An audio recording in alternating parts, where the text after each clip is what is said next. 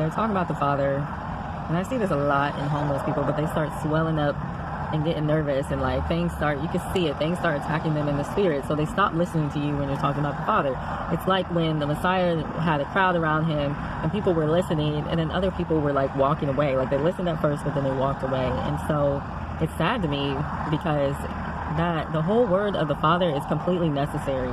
It is completely necessary for your life and for your salvation. Man doesn't live by just bread alone, but by every word that proceeds out the mouth of God.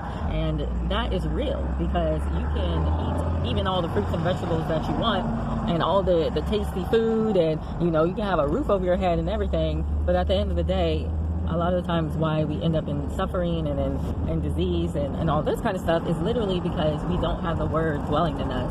When he talks about a famine of the land, it's not only talking about like a famine of food, and I think there's some kind of spiritual correlation between famines of food and spiritual famine, which is like the famine of the word.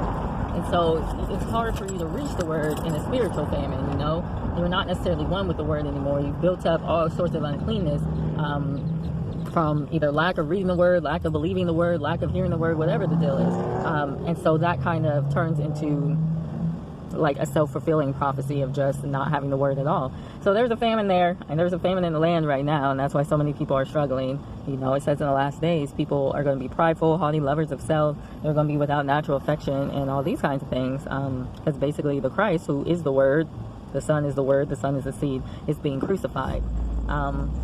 So with that said, we have to still keep preaching the word, because at least it's a seed planted, and hopefully it will be harvested in the time that it needs to be harvested.